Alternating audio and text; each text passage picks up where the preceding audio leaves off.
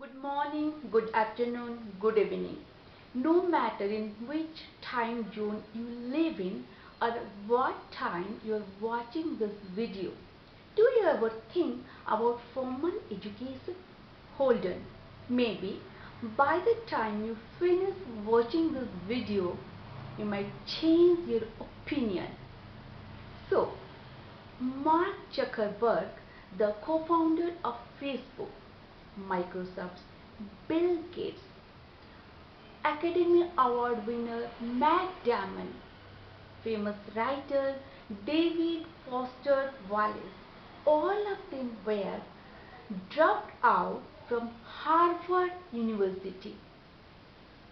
While a study shows that 40% of undergrads drop out globally. So see, from 40%, only a tiny percentage of people they can reach to the level of Mark Zuckerberg or Matt Damon. Currently, 100 CEOs of Fortune 500 companies they have been graduated either from Ivy League schools or got higher education from any other institution. So the dilemma is whether formal education is relevant or not. Thus, our today's topic is formal education, relevance and 11 facts. Hello, I am Nandini Das, academician, author. So to answer the question of whether formal education is relevant or not, the answer is it is relevant for many and irrelevant for some. For those formal education is irrelevant, those people are they are innovative, they are entrepreneurial, they are dedicated, they are diligent, they are extremely focused. So those people who have these characteristics, they don't need any formal education. Yet there are some facts which prove that still there is formal education, but it is not necessary in certain cases. So fact number one is those people who are experimental, who are innovative, they don't need any formal education. Take for instance Elon Musk. He didn't study rocket science, but he established SpaceX. Jack Ma, he didn't study e-commerce, but he started Alibaba. So for some people, uh, so people like this characteristics, formal education is irrelevant for them. The number two fact is some professions they don't need any formal education. Just like to become a politician, to become a painter, you don't need any formal education. Although there are schools, they are teaching formal education, but it is not mandatory. Leonardo da Vinci, he is famous for his painting Mona Lisa. By profession, Leonardo was a draftsman, an engineer and a painter, but he became famous for his painting skill for which he never got any formal education. Then our number third fact is inherited skill. Indian caste system well represent the fact of inherited skill.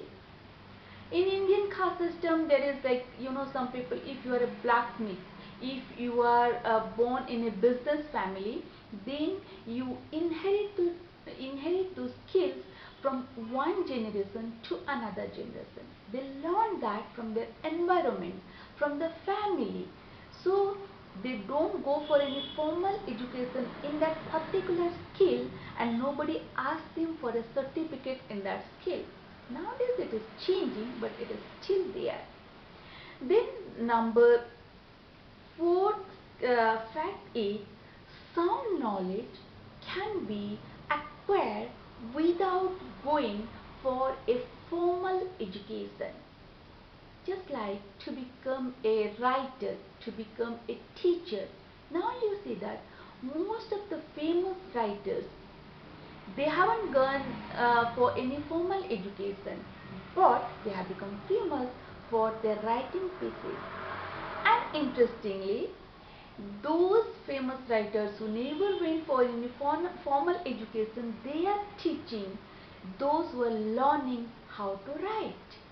So in this case also, formal education is not necessary. Then number 5 fact is accelerated change in technology. Technology is changing so fast. If you got a formal education in certain subject, in certain skill, after few years or even few months, that becomes outdated. You need to reskill yourself. In that case, formal education is irrelevant, and in the place of formal education, reskilling, lifelong learning is relevant or important. Now you know all those facts which make formal education irrelevant or not necessary. Maybe for some people it is necessary, but for some it is irrelevant. Now there are certain fields where formal education is necessary. So number 1 is all people, they are not entrepreneurial, they are not innovative, or number 3rd is they don't have that apt to go for self-learning. In that case, those people, definitely they need a formal education to gain some skill. Then number 2, where formal education is necessary, is in specific professions. Suppose you want to be a doctor.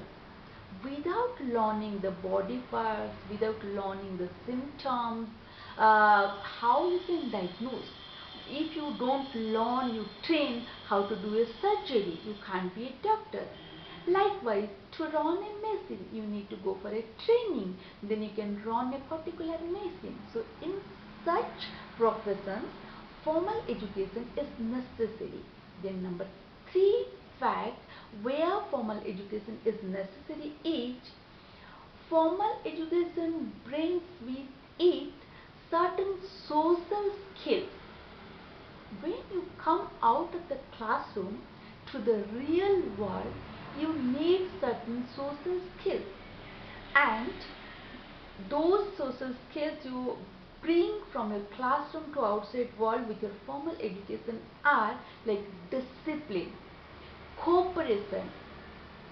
Nowadays, because of the epidemic, people are missing those skills, right? Now you know that where formal education is relevant, where it is irrelevant.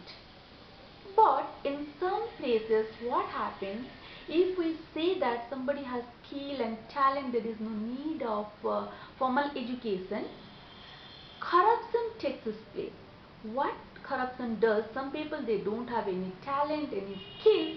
In the name of a formal education is irrelevant, they put those people in that place, and those who have real skill and talent, they go to the back seat. Or when in some places formal education is mandatory, and some people who have the same skill and talent, but they can't get through those places because of the necessity of this formal education. So it is really complicated. Anyway, whatever the formal education system now exists, it needs a urgent change. There is the exigency of change the current formal education system. and how it needs to be changed. Number one is change in teaching style.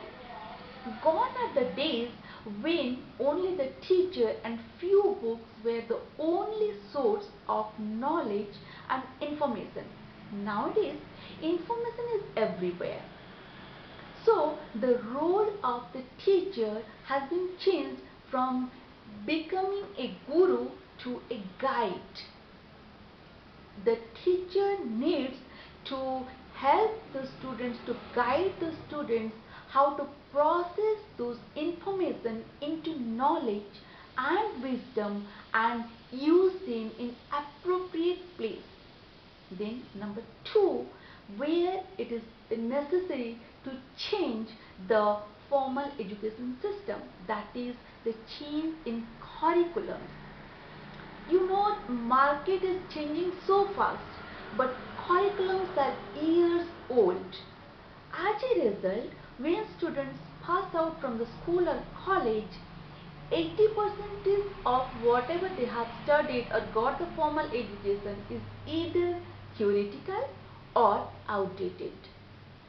So, in such cases, curriculum should follow the change in market. Then number three is quality education should be inexpensive. Good colleges, private educational institutions, they are too expensive. Many people, they can't afford to go there.